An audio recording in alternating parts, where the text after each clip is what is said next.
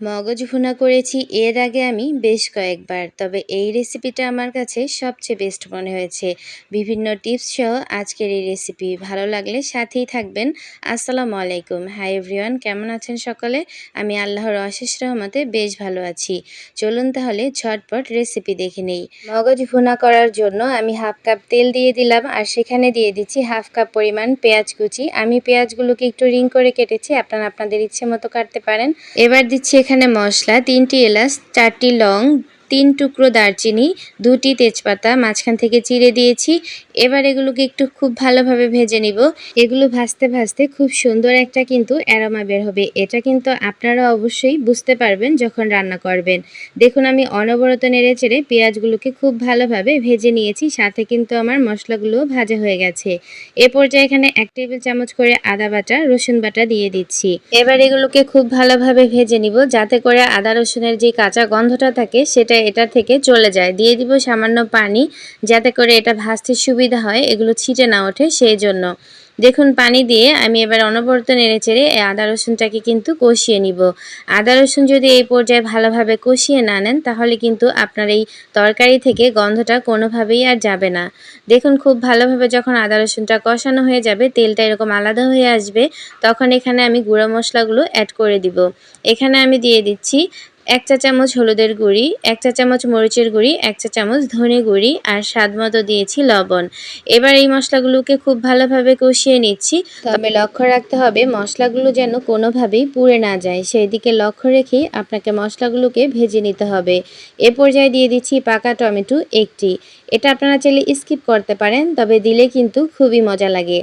এবার এগুলোকে খুব ভালো করে একটু কষিয়ে নিব, আর যখন ভালোভাবে কষানো হয়ে যাবে তখন এখানে আমি দিয়ে দিচ্ছি একটা মগজ সম্পূর্ণভাবে পরিষ্কার করে টুকরো করে কেটে রেখেছিলাম সেটা।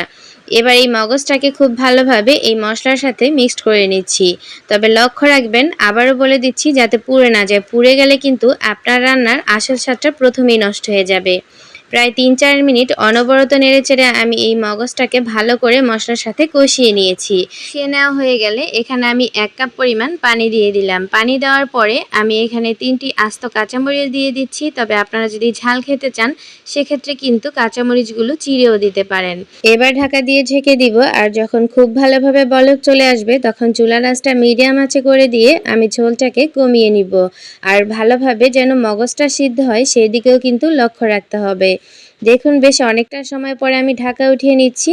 আমার ঝোলটা কিন্তু অনেকটা কমে এসেছে, আর মগজটাও কিন্তু সেদ্ধ হয়ে গেছে। হয়তো স্ক্রিনে দেখে কিছুটা হলেও আন্দাজ করতে পারছেন। এ পর্যায়ে আমি আলতো হাতে মগজটাকে একটু খুব ভালোভাবে নাড়াচাড়া করে নিচ্ছি।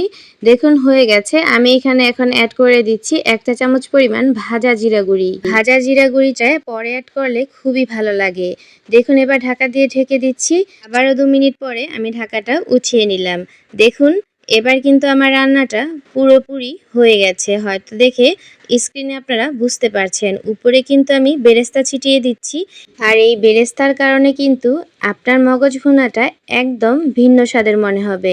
ট্রাই করলে দেখবেন কতটা সুস্বাদু হয়। আর কেমন হলো না হলো অবশ্যই কিন্তু কমেন্টস বক্সে জানাতে পারেন। আমার চুলাটা কিন্তু আমি বন্ধ করে দিয়েছি। এবার ঢাকা দিয়ে ঢেকে অপেক্ষা করব মগজটা কিছুটা ঠান্ডা হওয়া পর্যন্ত। চলে আসলাম দেখুন। এ পর্যায়ে আমি এখন আপনাদেরকে দেখিয়ে দিব কতটা সুস্বাদু লাগছে দেখতে। আমি একটা সার্ভিং প্লেটে উঠিয়ে নিচ্ছি। দেখতেই যদি এতটা ইয়ামি লাগে, খেতে তাহলে কেমন হবে হয়তো আপনারা আন্দাজ করতে পারছেন। এরকম মজার মজার দারুণ দারুণ রেসিপি পেতে আমার সাথে কিন্তু থাকতেই পারেন। ভালো লাগলে লাইক কমেন্ট শেয়ার করতে পারেন, অন্যদেরকে দেখার সুযোগ করে দিতে পারেন। আজকের মতো আমি বিদায় নিচ্ছি, আবারও নতুন কোনো রেসিপি নিয়ে হাজির হব। সেই পর্যন্ত সকলেই ভালো থাকবেন। আল্লাহ হাফেজ।